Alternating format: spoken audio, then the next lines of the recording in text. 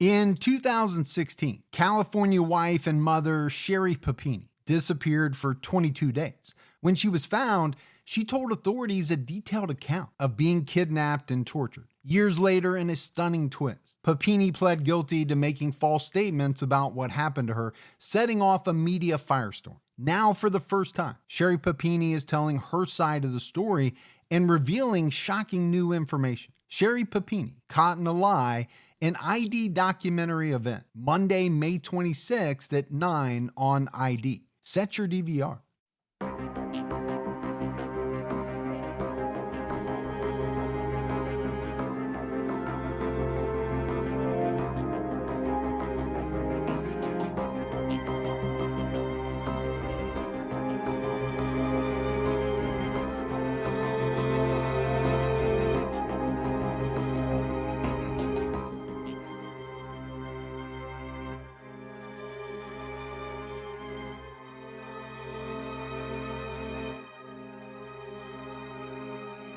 Hello, everyone, and welcome to episode 205 of the True Crime All the Time podcast. I'm Mike Ferguson, but I'm without my co-host and partner in true crime, Mike Gibson. Gibby has a pretty nasty case of pneumonia right now, so he was unable to record new episodes for this week. So definitely please send your thoughts out to Gibby. He's still awaiting his COVID test, but hopefully he's going to be on the mend and back with us next week. There will be no unsolved episode this Sunday, but we do have a TCAT for you. It's the very first Patreon-only episode that Gibby and I did from a couple of years ago. It's a very good case, and I think everyone will enjoy Gibby's free-spiritedness, if I'm saying that word correctly. But in Gibby's absence, I brought into the studio my daughters, Emmy and Ashlyn, to help me out with the introductions. They know Gibby pretty well, having eaten dinner with him at least once a week for the past 4 years. So, Emmy, are you ready to give some shout outs? Yes, I'm so excited. Ashlyn, are you ready to give some shout outs? Yes, I am. All right, well, let's do it. We continue to see a tremendous amount of Patreon support. So first up, we had Mandy Stevenson. She jumped out at her highest level. Well, hey there, Mandy. We had Tammy Smith jump out at her highest level. Thank you very much, Tammy. We had Elizabeth Axe. Well, she's probably part of that Axe body spray family. Yes, she probably is, or at least Gibby would have thought she was, so I appreciate that. Tammy Beauvais. Hey, Beauvais. Fez Viste. Thank you there, Fez. Tony Jones went way above our highest level. He must be really jonesing for TCAT. I'm thinking so. We had Katie Rutledge jumped out at her highest level. Good old Katie. Good old Katie. Aaron Baker. Thank you, Aaron. Norma Kozlerich. Hey there, Kosarich. Yep, that's about as close as Gibby would get. We had Brandy Adams. Thank you, Brandy. Monica Palomo. Hey there, Monica. David Jones. That's old Davy Jones' locker. It could be. We had Madison Lloyd jump out at her highest level. Well, thank you there, Madison. April Soderquist. We got Sunkissed in the house. Yeah, we got that going for us. Dia Boss jumped out at our highest level. Well, she is the boss. I guarantee you she is. Bree Green. Well, thank you, Bree. Lateria Hoy. Hey there, Lateria. Carla Castillo. Castillo. Velma Hopping jumped out at our highest level. Well, she's a hoppin'. We had Victor Martinez jump out at our highest level, a good friend of the show. Ooh, thank you, Martinez. Diane Dyson jumped out at our highest level. Thank you there, Diane. And then if we go back into the vault, How far are we going to go back? we're going to go back as far as we possibly can. This week we selected Aaron Johnson. So we appreciate all the new Patreon support we get, and we also appreciate that long-term support. We had some great PayPal donations as well. Heather Woodward. Thank you, Heather. Joelle Zulo. Hey there, Zulo. Sue Lewis. Hey, Sue. Jean Bishop. Thanks, Jean. And last but not least, Heather Keithley. Well, thank you so much, Heather. So a lot of great support. I really appreciate it. And I appreciate both of you, my wonderful daughters, for stepping in, trying to help out, not take the place of Gibby, right? Because nobody can take the place of Gibby, but I thought you guys did an amazing job. No, I think I took the place of Gibby. Oh, okay. Okay. Well, I will tell him. He'll hear it when he listens to it. But thank you very much. All right, so now we're ready to dive into this episode. Hope everyone enjoys it. So we are talking about the case of Ashton Sachs, We are. Sachs. Yeah. But we're going back, not as far as a lot of cases that we do. This is 2014. Yeah, this is just basically around the corner, man. Around the corner. Yeah. Just a couple years. That's a distance. You don't use that term in relation to time. Says who? I'm just around the corner Are you the from time police? I am. Are you Edison? I'm Tanya Dancer. That's who I Dancer. am. That's a good song, All man. right. So we'll start the episode, but I was in my car the other day, Gibbs, and the song came on. And literally I could think of nothing else but you as like a 20-year-old bebopping kid in your Gran Torino or whatever the hell you had Yeah. with your 8-track tape of Yeah. Elton John. Singing Tanya Dancer? Singing Hold Me Closer, Tanya Dancer. That's all I could think And about. later, Jane Weaver comes on. Jane Weaver. No, I didn't Yeah. hear that one, but it really did crack me up. I saw so many memes and so many I'm emails sure. about Tanya Dancer. But we also got a lot of emails from people that were saying, no, it's okay, Gibbs. I thought it was this, or Yeah. I don't know See? that I ever saw anything that said, yeah, I thought it was Tanya Dancer as well, Hey. but They still thought it was something different. something different. So, however your mind interprets things, that's how it is, man. I heard Tanya Dancer. But now you know what it is. Now I know. So, but we're on February 9th, 2014. Yeah. And we're in the affluent town of San Juan Capistrano. Capistrano. We're in the OC. Is that Italian, by the way? Capistrano. Sounds like it, doesn't it? Well, San Juan sounds Spanish, right? So it could be Spanish Italian. All right, we'll go with that. Yeah. I don't know how to San answer your... Capitano. No, you can't just change the word. I can. I do it all the time. Cappuccino. I change things up. Cappuccino. Yeah. But this area is part of the OC, right? Orange County, southern Orange County.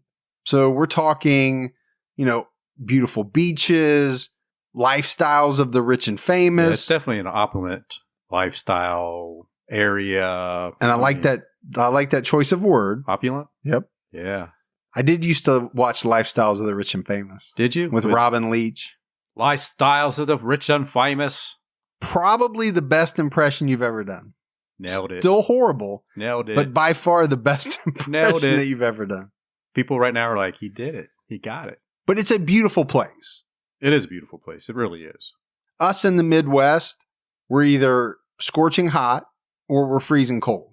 We have this very small pocket of pretty nice weather. Yeah. You get out there in some places in California, man, it's just like 72, 76 Yeah.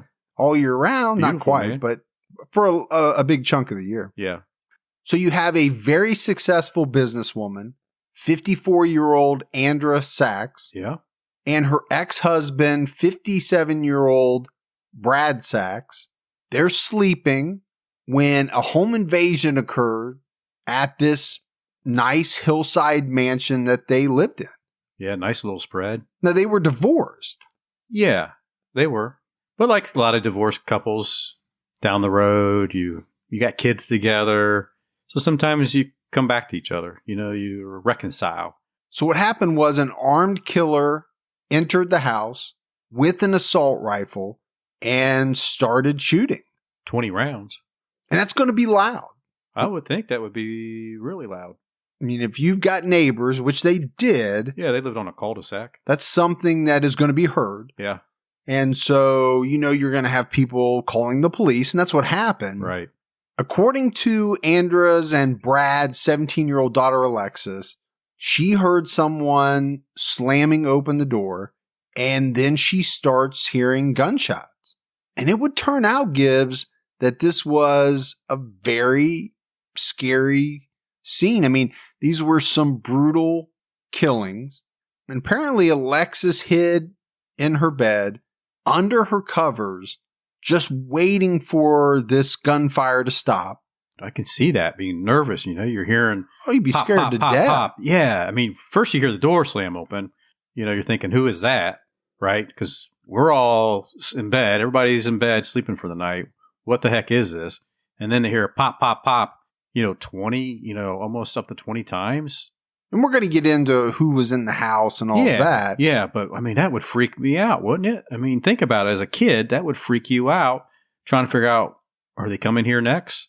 I don't know if I pull the covers up over my head. I'd probably go underneath my bed or, well, me, I'd take them on, but. Well, sure. You take the guy with the assault rifle on. Yeah, I just get my head on K-bar out as a kid and just like wait till them come around the corner, throw it. You're right. Very scary for the reason you said. You don't know if they're coming for you. Exactly right. But for another reason, in that you don't know who they're shooting at. No. Is it your mom? Is it your dad? Is it your siblings? Right. And then are they coming from you? So a lot of reasons to be very scared. Yeah. And then she hears her 8-year-old brother crying. That'd be tough to hear any of your siblings crying and, out, but especially a young one, a really young one, 8 years old, man. That's just, what is that, like first grade, second grade? Think how scared they had to be. So obviously the gunfire has stopped at this point, right? Yeah. She wouldn't have been able to hear her 8-year-old brother crying while the gunfire was going on. That's Right. super loud. Yeah. So she goes to check on him. She does. She finds that he's bleeding and he's telling her that he can't feel his legs. And then because she's freaking out, she's trying to figure out, well, what else happened? But she's brave enough. She goes to venture towards her parents' bedroom. But when she gets there, it's not good. She walks in and she can see that they were shot in the face, severely shot in the face. Multiple times. Yeah. I mean, it was like overkill. It was bad. Well, investigators do describe it as overkill. One investigator said it was a bloody mess, I think. It's a horrific crime scene. Yeah. I think it'd be hard to get those, as anybody would have a difficult time getting that vision out of their head. But to see your parents like that, I mean, I can't even imagine her seeing her parents and how she'll ever get that vision out of her head. And you make a good point, Gibbs. As a 17-year-old, this is pretty brave because, yeah, the gunfire has stopped, but you still don't know what's going on. No. So what we have is her 8-year-old brother, Landon, is hurt. Yeah. We know he's been hit. Right. He says he can't feel his legs. Her mom, Andra, and her dad, Brad, are dead. Dead. So let's talk about Andra a little bit. She worked really hard in life and she made a lot of money. She was very successful. Yeah, she really was. Extremely successful. She loved to work out. She was a fit person. People described her as, very feminine, very attractive, curvaceous. They don't ever say that about me. Curvaceous? No. That's good. Do I want to be curvaceous? I was going to say, do you want to be? Curvaceous, like nice curved shoulders. Sculpted. But the other thing that people talked about Andra was that she was bigger than life. She had this big personality. Yeah. I always wanted to know what that meant. Bigger than life. Well, Life's it is kind of a pretty strange big. saying, really. Yeah, if you bigger think than about it. life. You could say she was the life of the party. She was fun to be around. She had a great It personality. was like a really dead party. And you were the life of the party? Was it really that difficult to bring it up if it was dead party? No, not really. But if it was like a really roaring party and you were the life of the party, You got to work harder you had to work harder. to be the life of the party. Yeah. Oh, just some food for thought. The point to get across about Andra was Yeah. that she was driven. Yeah. Amazing She was person. Yeah, she was Yeah. successful. And it showed in her, early career, right? She, no matter what she did it well. She started off as a Frito-Lay salesperson. You imagine selling Frito-Lays? Wow, how hard is it to sell Frito-Lay? Doritos? I would just go to the nearest marijuana store and say, hey, do you want some Frito-Lay? and open up a little shop right next door. I think you'd do well there. I mean, who doesn't like Frito-Lay products? They're good for, not only are they tasty, and you can do the walking tacos with them. You know, you open them up and do the walking tacos. You know what I'm talking about? You must be talking about, you're not talking about Frito-Lay potato chips. No, I'm talking about the Frito-Lays. You're talking about Fritos. Fritos. This is what you're talking Yeah. about. Made by Frito-Lay. Yeah. Okay. Okay. But I like, you can do the walking tacos with them. And you know, you can light those things on fire. Like what things on fire? The Fritos. They were light. I just like the way you candle. say Fritos. Fritos, man. You're really putting an emphasis on that T. That's a hard T. Fritos. Fritos. But you can take the Fritos and you can, if you light one, it will burn for a while, man, like a candle. I did not know that. Yeah. If you're ever Why in the camping, hell would you light a Frito just to see what happens? Or did you read Why? that somewhere? Why wouldn't you light a Frito? I don't know. That's the question for me to you. Because you're bigger than life. Bigger than life, man. It's what you do when you're life of the party. So anyway, she worked hard and she sold the you know what out of them. So, but then she rolls into, as her career grows, right? She ends up selling computer chips. Well, at that time that she was probably selling them, Yeah. a great time Oh yeah. in California to be in the computer Oh, business. absolutely, man. I would think. So that's what, we're trying to get across about Andra, very sharp, very aggressive, successful businesswoman. I mean, to the point that she started her own business selling computer chips. And as this business grew, so did her wealth. She was she became a wealthy woman. I mean, she invested in real estate, not just in California, in other states as well, Nevada, Washington, and Florida. Got some swampland to sell you. Exactly. Yeah. And then we talk about Andra's ex-husband, Brad. Brad was very popular. He was a good-looking guy. They were a good-looking couple. Yeah. California. And he was a surfer-looking guy, Yeah. surfer dude. He came from money, helped Andra build her business. So, and I know I've said this before, Giz, but he was kind of the all-American jock type Yeah. individual. He was was. an athlete, good-looking guy. Yeah. He played football, ran track, kind of sounds familiar. Like somebody we know. You can say my name. You don't have to hold back. No, I wasn't referring to you, but You weren't. but anyway, yeah, somebody might be something like that. But he was also, what was really cool, he was the son of a world-renowned surfer. So that would be cool to have a dad as a surfer, Hey. And he was a very good surfer Yeah, he was as too. well. Yeah. So he looked the part, but he could surf as well. I'd ask you if you ever surfed, but I know you hate the beach, you hate the ocean, so no, that's going to be a big no. That's going to be a no for me, Bobby. Never did know that, Bobby. You never did any pipe runs then? Nope, I don't even know what that is. Yeah, probably not even the right terminology. You mean like barrel? Barrel Yeah, in the barrel? shooting the barrel, shooting Yeah. the pipe. Shooting the pipe is probably more of a drug-related I was thing. going to say, that's probably a drug reference that we Yeah. don't even know. Someone's like, Gibby's shooting the pipe. So we talked about Andra and Brad being divorced. And it wasn't a recent thing. They had been divorced since 1999.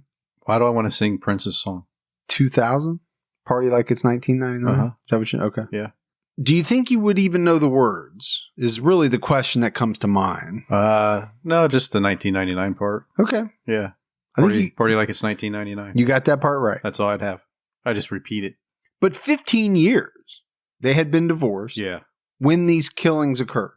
But like you Tragic. said, they had reunited and they were living together Because it felt so good. because it felt so good. They were raising the kids. Yeah. Yeah. And that happens. I mean, we talked about it early on. I mean, it does. You can, some families go through divorce and then the parents reconcile. Pretty rare. Well, sometimes they do it just for the kids, Yeah. but sometimes they do it because they just realize that they made a mistake. That they didn't. They actually, The grass wasn't greener. or they realize they actually loved each other. Yeah. And they get back to where they were when the whole reason why they got married in the first place. Yeah. I don't think it happens that much, I don't think it does either. but I'm sure, every now and then. But they had 5 kids and they Yeah. loved their children. That much is for sure. Absolutely. They had 2 girls. We've already talked about Alexis, 17. Yeah. They had Lana, 15 at the time. Like Lana Del Rey. Sure. Okay. And then they had 3 boys. Landon was 8. We've talked about Landon. Miles was 21, and Ashton was 19. Miles. Don't hear that very often. No, not too often. Mm-mm. You don't hear the name Ashton a lot either. Outside of Ashton Kutcher, I don't hear Ashton a ton. No, that's true. Miles, I can't think of the last Or time I even heard Landon. that. I mean, they were people that picked names that weren't, they didn't go Michael. They didn't go William. They went a little, off the chart. off the beaten path, yeah. But they had another child who died tragically in a pool accident 15 years before they were killed. So that would have been 1999. Yeah, and it might have been part of the reason they got divorced, maybe. That's exactly what I was thinking about. I mean, Yeah. that's the type of incident that can put an unbelievable strain on a marriage. Yeah, you get the blame that gets thrown around. You get the just People are feeling guilty. dealing with the loss itself, and how do you interact with somebody that, I mean, until you have a loss like that, you don't know how you're going to handle it, let alone how your spouse is, and how do you work through that together? That'd be tough. It can be Yeah. very tough. So Brad and Andra were away at work, and their 1.5-year-old daughter named Sabrina fell in the pool and drowned. Yeah, I mean, the housekeeper was home watching the kids, but she couldn't get to the baby fast enough. So I hate those type of stories. I mean, today they make a lot of devices that float in the pool that when someone falls in, it sets off an alarm. But still, it's too many times you hear it, at least in our area. During the summertime, you hear 1 or 2 kids every year die because, the infant or the toddler got away from their parents and fell into the pool. It's tragic. It is tragic. It's scary, for anybody that has a pool. Normally, people with pools that have small kids, they are always worried about that. Yeah. And they're keeping an eye on them at all times. Now, they weren't home. There's nothing they could have done, but it wouldn't matter. The guilt, Gibbs, that would come with that. And yeah. The blame. Why did you leave? Why'd you leave her alone with the maid? I mean, I can hear it. So the older boys, Miles and Ashton, at the time of the murders, were living in Washington State. Yeah, they're up in Seattle. So police are investigating this double murder of Brad and Andra.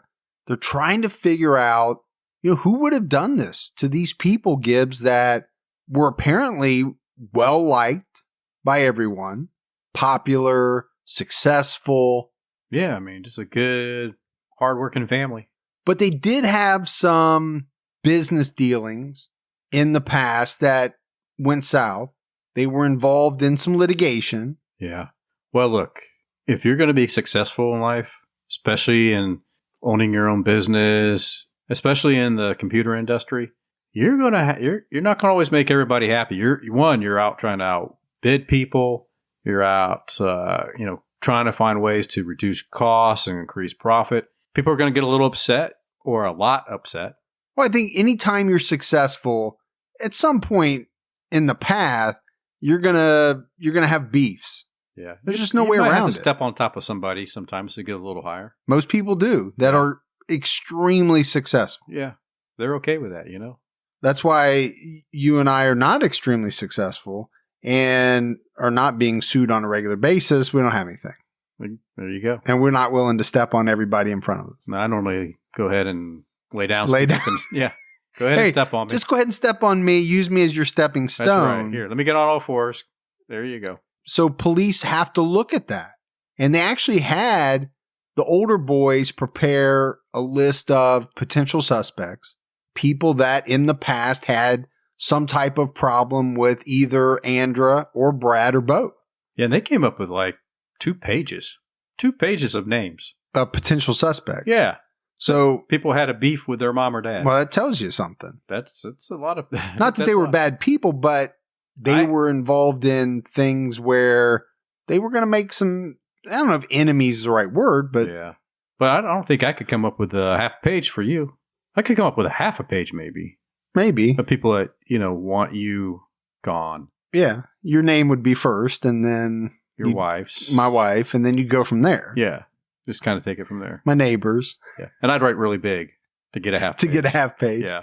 All right, Gibbs, let's take a quick break, talk about some sponsors. First up is Talkspace. Hey, folks, when money's tight, investing in yourself may not be top of mind, but mental health is a necessity. It's not a luxury. And taking care of yourself doesn't have to break the bank. Investing in your mental health has long-term benefits. And with Talkspace, it can actually be affordable. Change is constant, but in this new normal that we're all going through, it feels like there's something new to grapple with every day. With Talkspace Online Therapy, connect with a licensed therapist for a fraction of the price of in-person therapy. Get matched with your perfect therapist from the comfort of your device and reach out 24/7 whenever something's on your mind. The Talkspace network is composed of thousands of licensed therapists. The bottom line is that we all need someone to talk to. Talkspace wants to give us the support we deserve at a price we can afford. As a listener of this podcast, you get $100 off your first month on Talkspace. To match with your perfect therapist,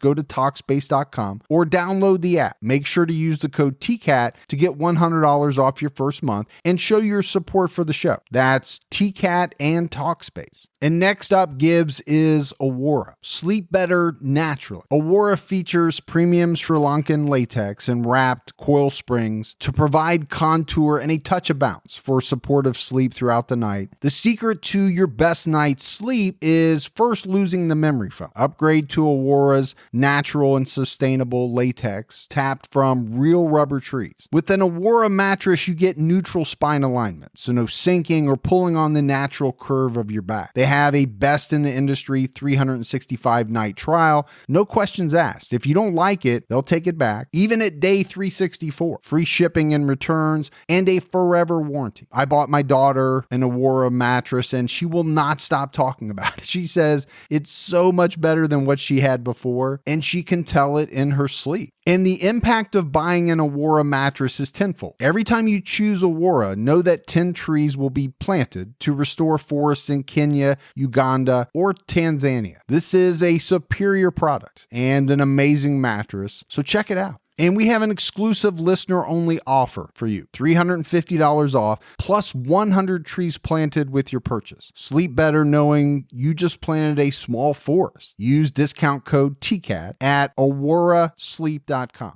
But the police did find a threat online related to business. And that always amazes me, man, that people will make verbal, I don't want to say verbal, but it's a verbal threat online. No, it's written. Written, I mean. It's not verbal. Yeah, it's that's written. what I meant. You know what I was going.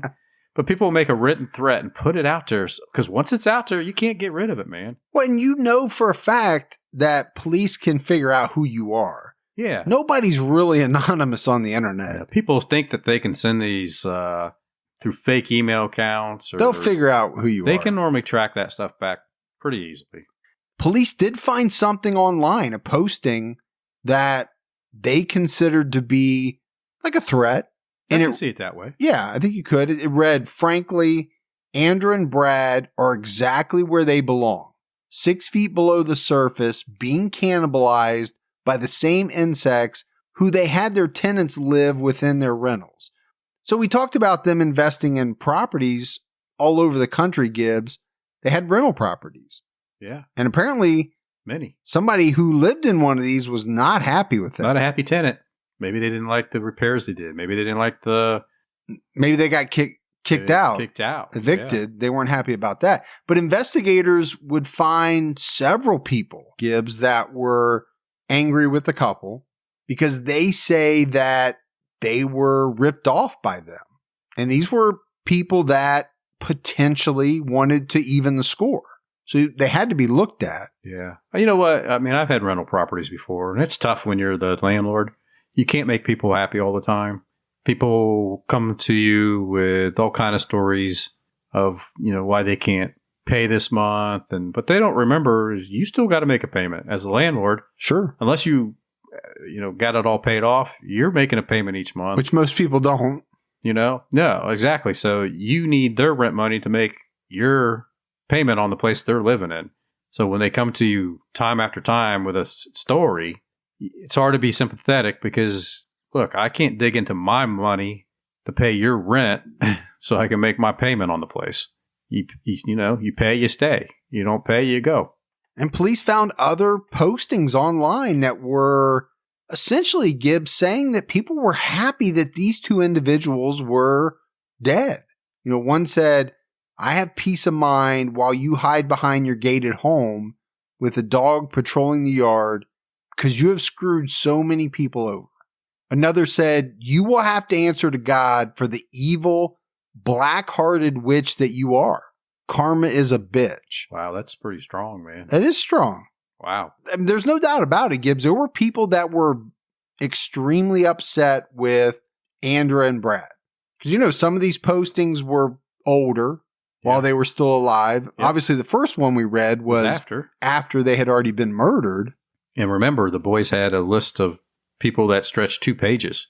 That's a lot of people that whatever dealings that you had with them, if they were tenants, if they were somebody that was pulled into a partnership that you cut out eventually, money does that to people, man. I mean, you steal money from somebody. If they think you stole money from them or took profit from them in any way, that's hard for people to shake. But yeah, how many murders a year committed over, it's either love or money. Greed. Sex, drug, or money. Sex, greed. I mean, really, if you think about it, a lot of murders are committed over those couple of things. Yeah, exactly. So let's get back to the investigation. Okay. And specifically the shooting. We mentioned it was an assault rifle. Walking through the house, I mean, this shooting was done at very close range. It was determined that the killer stood feet away from his victims. We're not talking about a 50-yard shot here or, even a 10-yard shot. We're talking about a small number of feet. You're up close with an assault rifle. Kind of goes back to how we described the murder scene. It was brutal and it was messy. So they do some forensic testing and they're able to narrow down the murder weapon to a Ruger SR-22. Now we're talking about a 22 rifle here. Yeah, small caliber. Small caliber, but they called it an assault rifle. And they did that because it looked like a military style assault rifle. But it was a 22. Well, and we know that he kicked off 20 rounds. So that's a lot of rounds to be hit in the face with. Yeah, I don't care what kind of caliber you're talking about. That number of rounds that close to the face, that's brutal. Even if you're talking a smaller 22, that's going to be very devastating. The other thing that they determine is that the shooter fired 24 bullets. So I was close. Yeah, you were close. You were rounding. You said 20. Yeah. But it was actually 24. So we talked about investigators looking at potential business enemies. But Gibbs, as they would in any case, they have to look somewhat at the family. And they do in this one as well. They also look at close family friends. So there were 3 kids in the house that night. Alexis, the 17-year-old that we talked about, Gibbs, she was actually shot at, but the bullet missed her. We talked about Landon, 8 years old.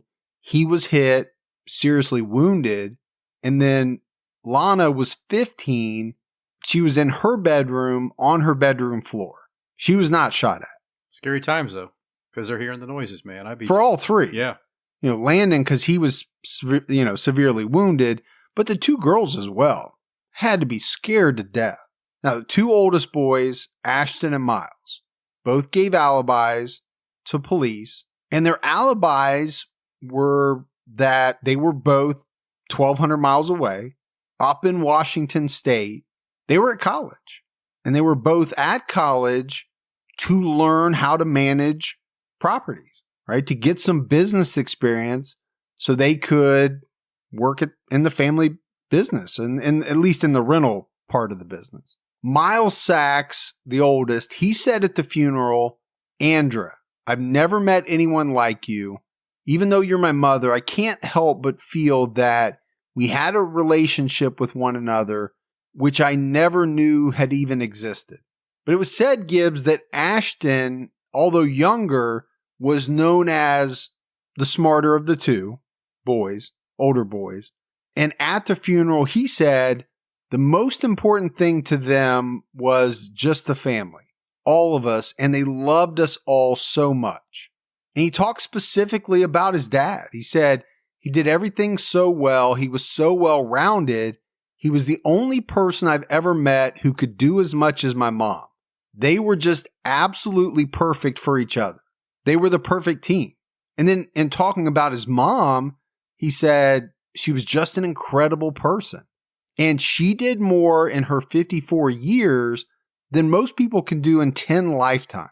So he's talking at the funeral about his mom and dad in what you'd have to say, Gibbs, are the glowing terms.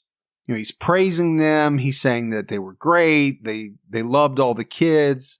But since both boys were living out of state up in Washington at the time of the murders, detectives didn't really look at them that hard. They moved on to what they considered stronger suspects. But 3 weeks into this case, they had a major break. And it was from a clue discovered 1,200 miles north of the crime scene in Seattle, Washington. And it's investigators digging into the phone records of Ashton Sachs. And one of the numbers that they see on there is a call that was placed to an auto transport company. So that piques their interest, Gibbs. It's not Pizza Hut. You're not calling the movie theater line to, well, nobody does that anymore, right? You just look it up on your phone. Remember the old days when you had to call movie phone? Oh, yeah. Seinfeld did it. Why don't you just tell me what you want to see? Yeah. Yeah, good old... That was the old days. Good old Kramer. But they're seeing something that would jump out at them as possibly out of the ordinary. So they follow up with this auto transport company that happens to be in California. That's the other thing that probably would have piqued their interest. Yeah. The call's placed in Seattle to this company in California. And when they follow up with them, they figure out that the person that called placed an order for a vehicle to be picked up from an address in San Juan Capistrano. Okay, they have to be even more interested now at this point. And the address turns out to be a commercial property owned by the Sachs. Yeah, it ends up actually being the commercial property that they used for their office. So the company is supposed to pick up a car in San Juan Capistrano from this commercial address owned by the Sachs, but they're supposed to deliver it to Seattle. Yeah. So pieces of the puzzle here are starting to fall into place. They are. Now, the vehicle turns out to be a white Prius, which is still being stored by the transport company because nobody's picked it up yet. So investigators get a search warrant and they search the vehicle. And it's when they pop open the trunk that they find what they were hoping to find. Because inside the trunk, they find a .22 caliber rifle, and not just any .22. This is determined to be the .22 caliber rifle used to murder Andra and Brad and to shoot Landon. Yeah, it's it. It's the weapon. And to top it off, the car turns out to be 19-year-old Ashton Sachs' car. Yeah, it's his white Prius. Not too hard for them to figure that out. No. I mean, as investigators go, they had to feel pretty good at this point. I mean, they had the murder weapon in his car. They have him placing the call from Seattle to this auto transport company who did pick up the car and take it all the way back to Seattle with the murder weapon inside. It'd be tough to defend that one. And it's on March 6, 2014 that Ashton is arrested and charged with the premeditated murder of his mom and dad. But like we said, I mean, they had the semi-automatic rifle found in his car. And because of that, he's going to get charged with 2 counts of murder. And then he'll have the multiple counts of attempted murder because he shot at his sister, brother. I mean, he hit Landon in the back and the spine. So he'll have to answer for all of that. And we haven't talked about it yet, Gibbs, but the shot to Landon's spine ends up leaving him paralyzed. On the night, he complained to his sister that he couldn't feel his legs. Well, it turned out that he was paralyzed. And the news that Ashton had been arrested, it shocked everyone in the community it even shocked people in law enforcement. Number one, because I think until they got that big time break, Gibbs, they had kind of discounted the brothers because they had up to that point pretty good alibis. Yeah, I mean, they thought they were in Washington, 1,200 miles away. But the second reason that I think it shocked law enforcement is that at the time they were still looking really hard at some of these people that were on the suspect list, people that had some of these business dealings that went bad with the Sachs. And the family's shocked. They have to be. Oh, especially after hearing those eulogies. How he went on and on about how great his mom and dad was, and who expects, a 19-year-old kid to kill their parents? Nobody in the family's gonna. I couldn't imagine someone thinking that was going to happen. But that must have been a heck of a show at the funeral, if you think about it. To stand there and, say all these glowing, amazing things about your mom and dad, knowing that you stood feet away from them and, pulled the trigger time after time. I mean, one of the things he says at the funeral was that as a kid, I really just always thought I have a pretty awesome set of parents. I mean, how do you say that knowing that just days earlier you shot them, like you said, Mike, point blank? How do you do that? How do you say something like that? Well, there's some disconnect. There has to be, right? So even in another statement, he talks about how amazing his parents are, how perfect they are, how they did everything for the kids. I mean, these are the things that he said, plus all the other stuff we talked about earlier. It was like an Oscar-type performance he put on. So what everyone's thinking. What would drive this kid to do something so horrific to his parents? He was described as a decent kid. People called him a little nerdy, said he got bullied at school sometimes, but they also said, he was funny, he was cute, he was happy, he was successful at school. Now, there was an associate to the Sachs that said, they thought he had a little bit of a warped sense of humor and that he played a lot of practical jokes, but none of that, Gibbs, is leading towards he's got this, unbelievable dark side and he's going to do something horrible. But one of his friends came out and said that, he had been to his house and he said it was chaotic. He said the house was a mess. It wasn't an inviting atmosphere. He said it felt more like a group home where everyone had to fend for themselves. He didn't like it. And he never went back. Yeah, it's just strange. I mean, they're highly successful. I guess they're just working all the time. But not to have a maid come in or something. I think you make that type of money, you'd have a maid. But some people they don't like that. They don't like people coming into their house. So, well, and in every case we do, you're going to have differing opinions on not only the killers, but the victims as well. Sure. You're going to have a lot of people that come out and say they were great people, but some people don't know them as well, right? Maybe they've never been in their house. That's true. So exactly. Doesn't mean they weren't great people, but maybe it was a little more chaotic and not the all-American. And this was one person's perspective. Sure. So, I mean, you never know how that's, skewed either way. A psychologist that interviewed Ashton after he was arrested felt that he had an obsessive personality.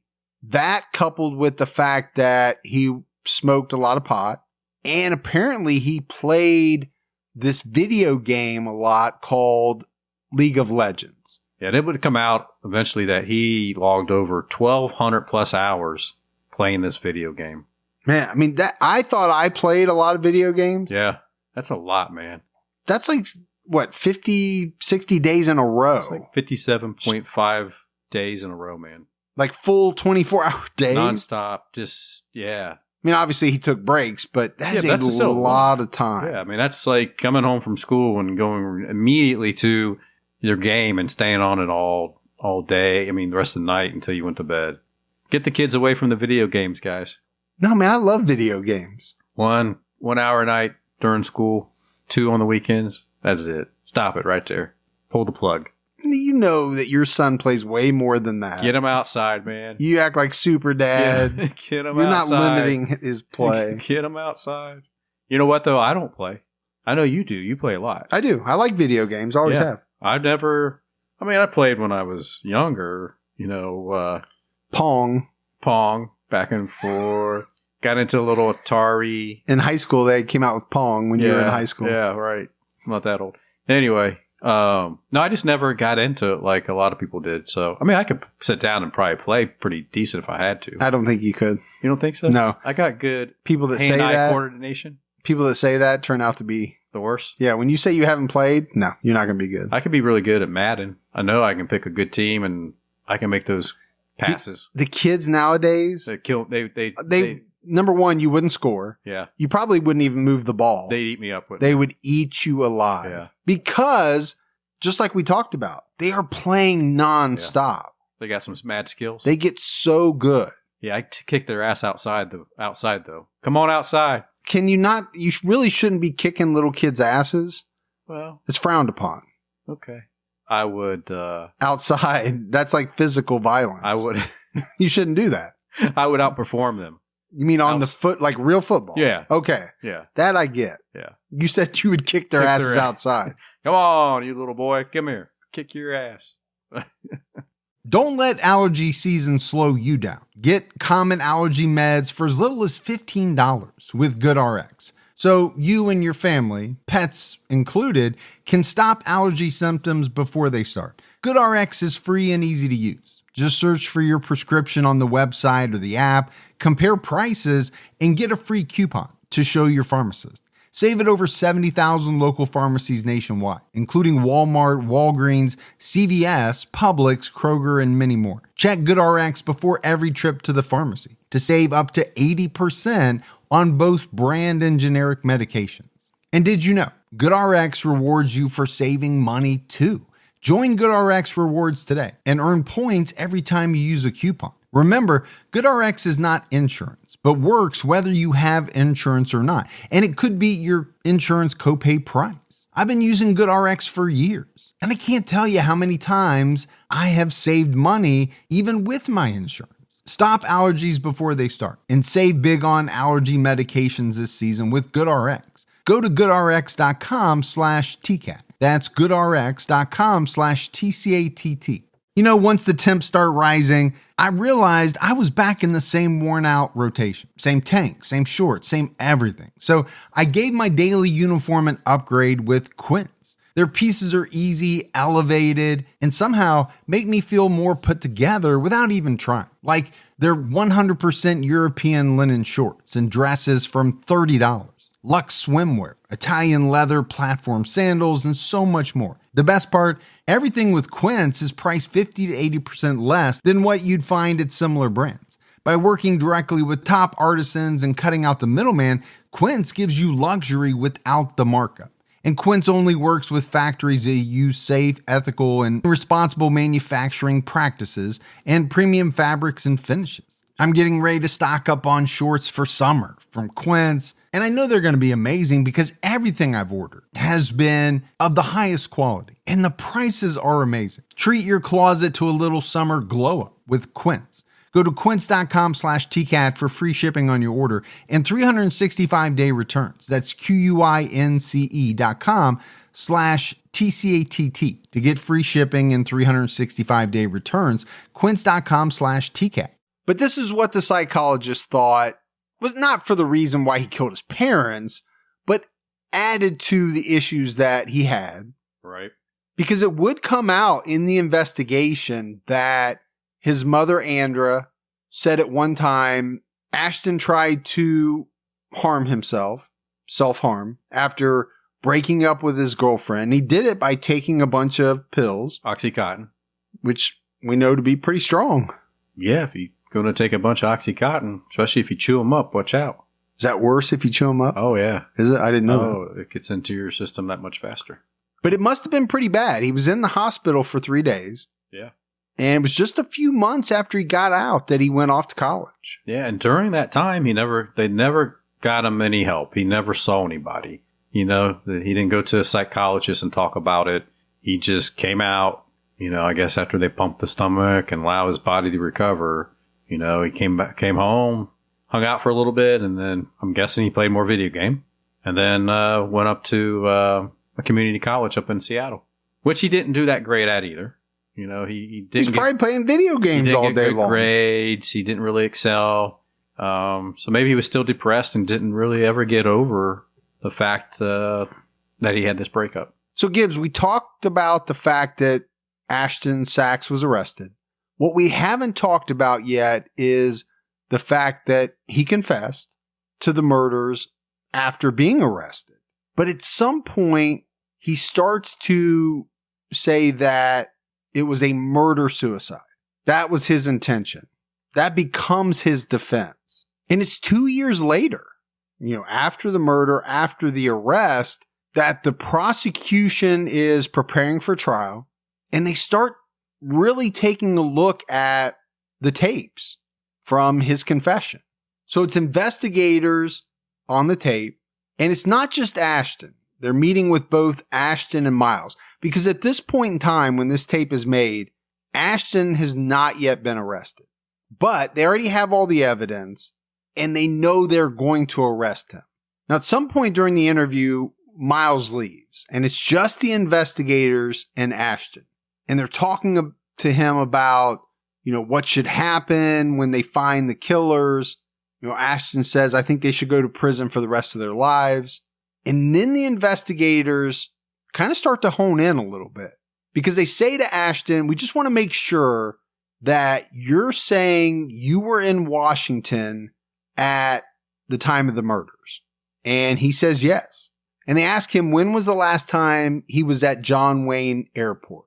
And his answer was when he flew down from Seattle after his mom and dad were killed.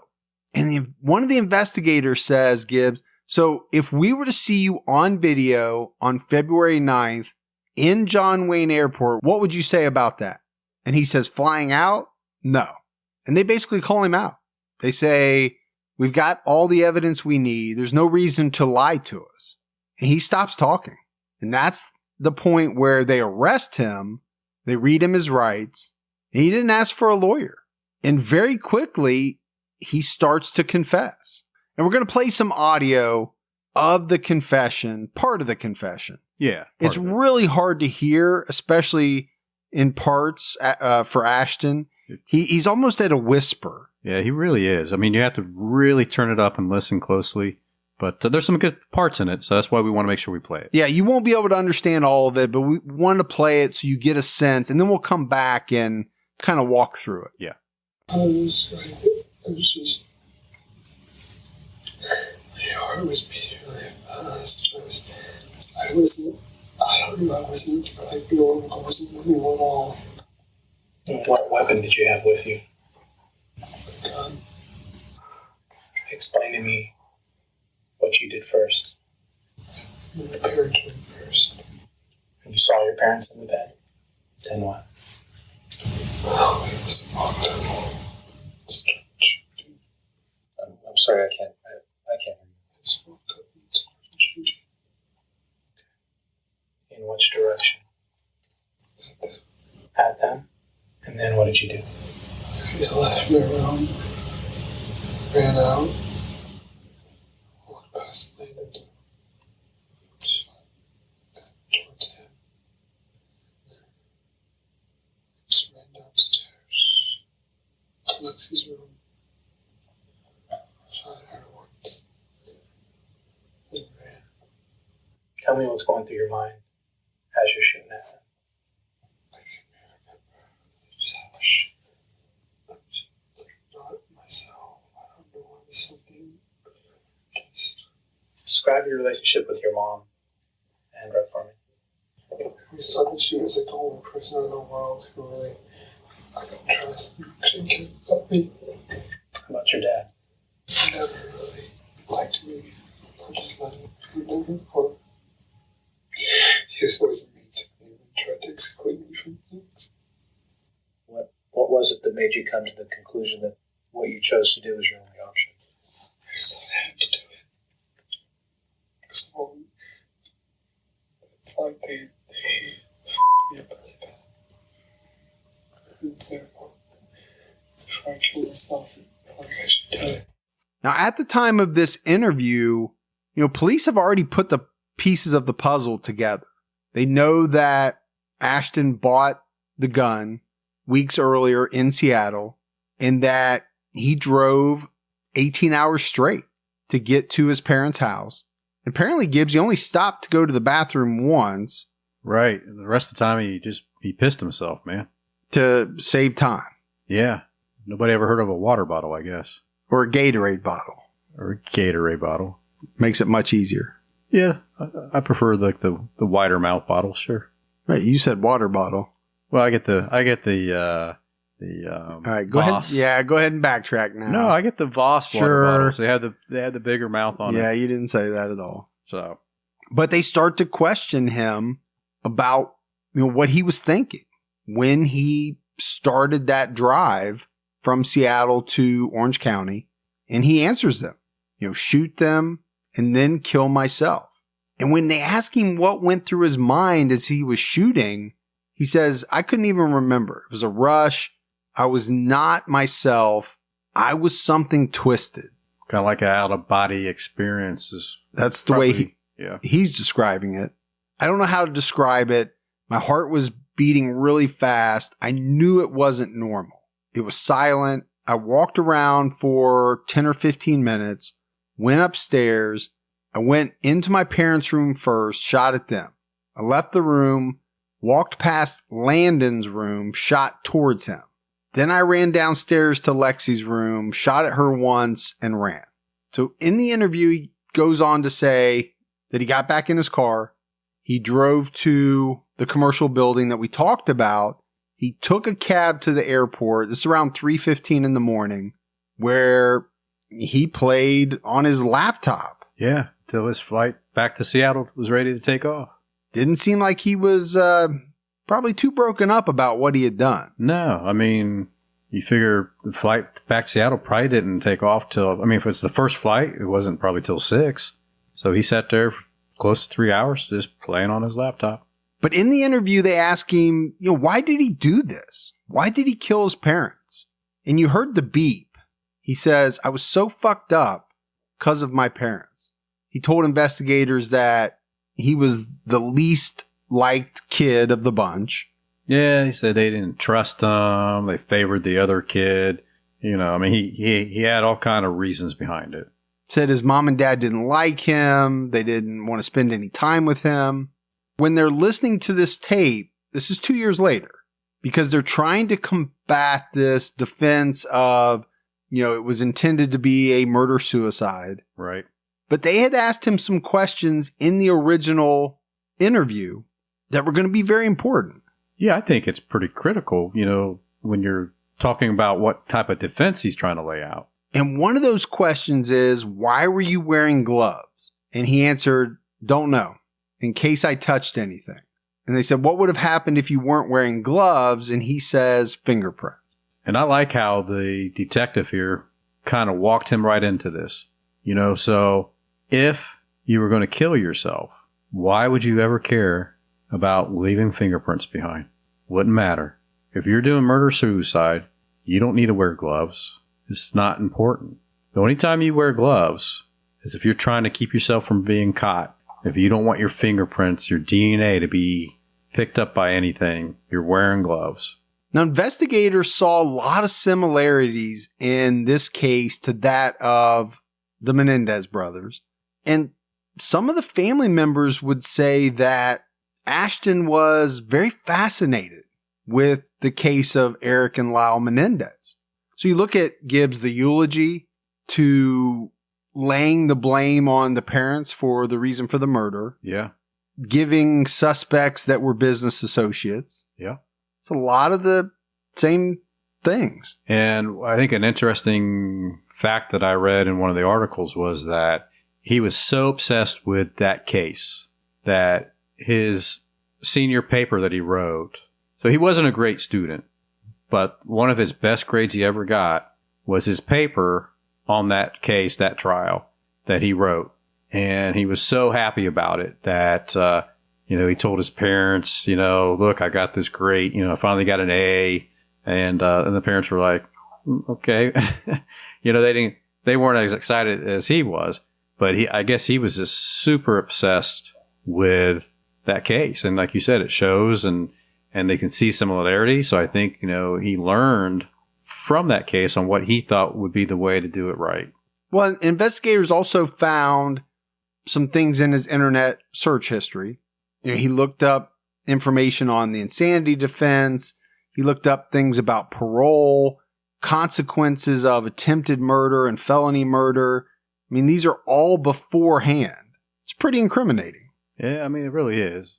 I mean, bottom line to me, he was just a cold-blooded killer that day. Well, because getting back to the fact of, if your intention is to commit a murder-suicide, you don't need to know what the consequences are, right? It's like wearing the gloves. You don't need any of that.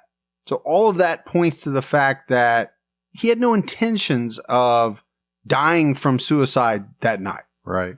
And if you went out and bought gloves to wear, that means you thought about it ahead of time. So it was definitely something that was premeditated.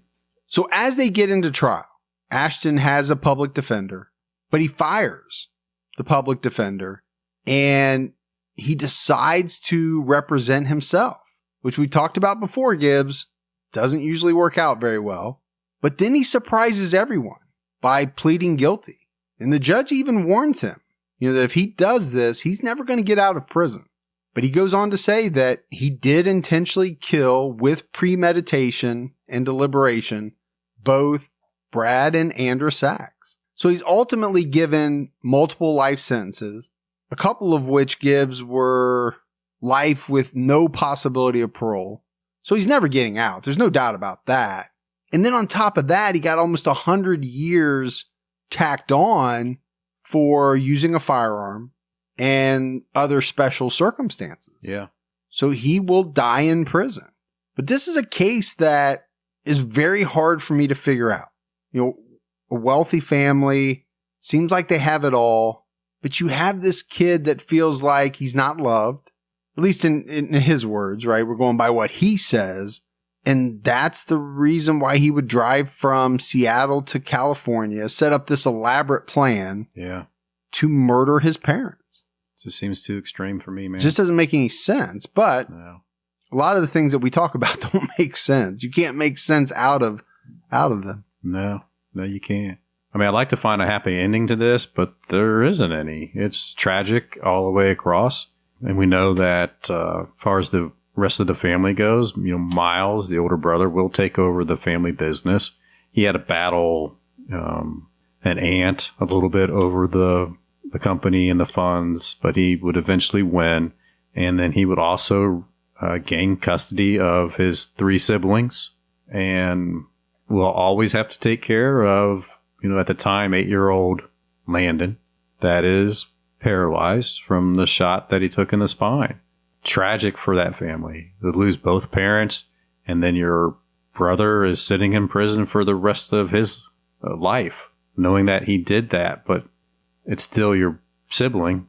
So I don't know how you handle that, Some people would probably write him off and want nothing to do with him.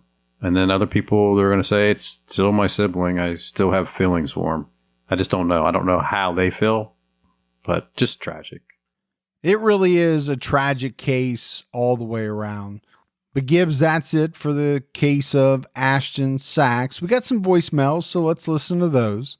Hi, Mike and Gibby. This is Cassie calling from Calgary, Canada. I just listened to your latest True Crime All the Time on Ryan Jenkins, and I just had to give myself a really good chuckle because you were talking about Big Brother and how you guys think Big Brother's only on season 12, I think it was. They're actually on season 22, so you're off by about 10. But that's okay. Not everybody's a Big Brother fan. However, I think your Big Brother idea with the true crime twist is genius. I would watch that any day because this season's quite a bore. Anyway, I want to say I love your podcast. I've been a fan for many years now. Just keep on doing what you guys are doing. You're the best. I love you both. I'm either Team Mike or Gibby because I couldn't choose. You can't have one without the other. Like peanut butter and jelly, I guess. Anyway, keep your own time ticking. Love you guys. Bye.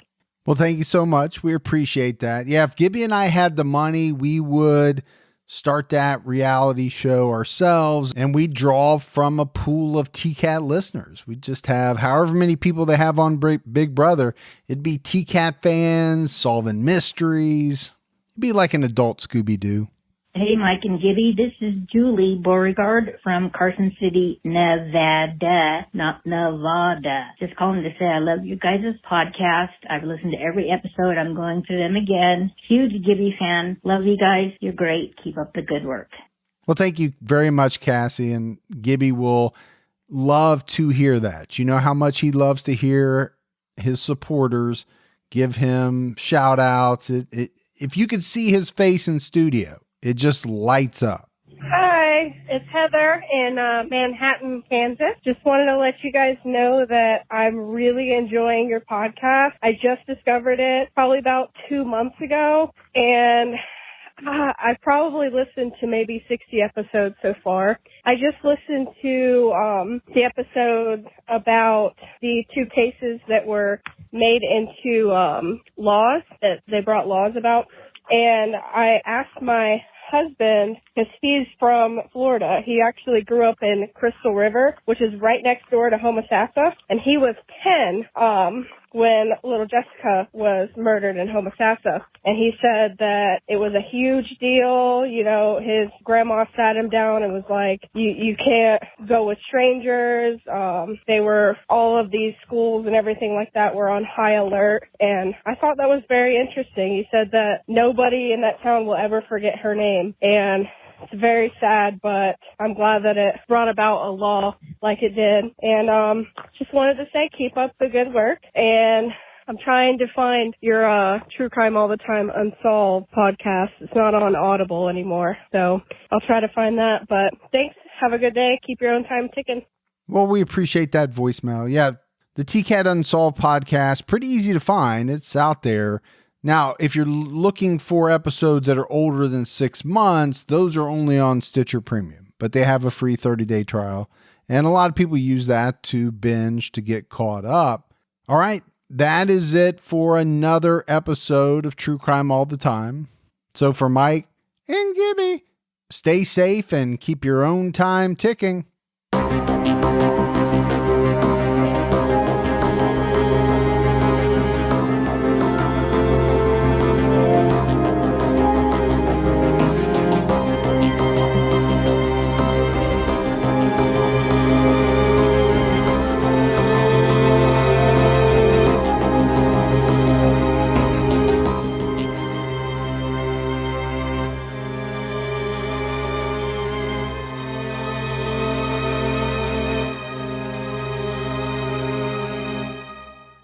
How did the internet go from this? You could actually find what you were looking for right away, bang, to this. I feel like I'm in hell. Spoiler alert, it was not an accident. I'm Cory Doctorow, host of Who Broke the Internet from CBC's Understood. In this 4-part series, I'm going to tell you why the internet sucks now, whose fault it is, and my plan to fix it. Find Who Broke the Internet on whatever terrible app you get your podcasts.